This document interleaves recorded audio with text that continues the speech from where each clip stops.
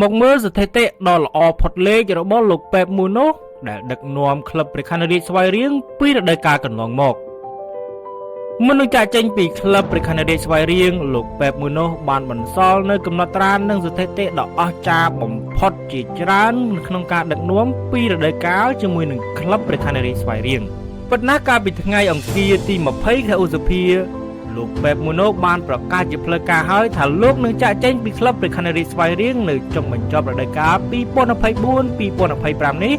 បន្ទាប់ពីបញ្ចប់ការប្រកួតវាផ្ដាច់ព្រាត់ពានរង្វាន់សម្ដេចអគ្គមហាសេនាបតីតេជោហ៊ុនសែនទល់នឹងភ្នំពេញក្រោននៅភូកីឡាដ្ឋានជាតិមរតកតេជោនៅថ្ងៃអាទិត្យទី25ខែឧសភាចុងសប្តាហ៍នេះព័ត៌មានពីការចាក់ចេញពីក្លឹបព្រះខ័នរាជស្វាយរៀងរបស់លោកប៉េបមួយនោះបានធ្វើឲ្យអ្នកគាំទ្រមានការសោកស្ដាយជាខ្លាំងដោយសារលោកជាគ្រូបង្វឹកដ៏ល្អម្នាក់ដែលមានភាពប៉ិនប្រសប់ក្នុងការដឹកនាំក្រុមនិងបានជួយឲ្យក្លឹបឈ្នះពានជាច្រើនក្នុងរយៈពេល2រដូវកាលនេះក្នុងនោះសមិទ្ធផលរបស់លោកបានជួយឲ្យក្លឹបដែលមានមូលដ្ឋាននៅខេត្តស្វាយរៀងឈ្នះពានលីកចំនួន2រដូវកាលជាប់គ្នាឈ្នះពានរង្វាន់សម្ដេចតេជោមួយលើកនៅរដូវកាលមុនពានបើករដូវកាល Cambodian Super Cup មួយលើកនិងជើងឯករងពានរង្វាន់ AFC Challenge League ខណៈកំពុងស្ថិតនៅវគ្គផ្ដាច់ព្រាត់ពានរង្វាន់សម្ដេចតេជោរដូវកាលនេះថែមទៀតផងបើយើងរលេចទៅមើលស្ថិតិដឹកនាំវិញលោកពិតជាធ្វើបានល្អខ្លាំងមែនទែនដោយគិតត្រឹមពេលនេះលោកដឹកនាំក្លឹបព្រះខ័នរាជស្វាយរៀងបានចំនួន88ប្រកួតឈ្នះ67ប្រកួតស្មើ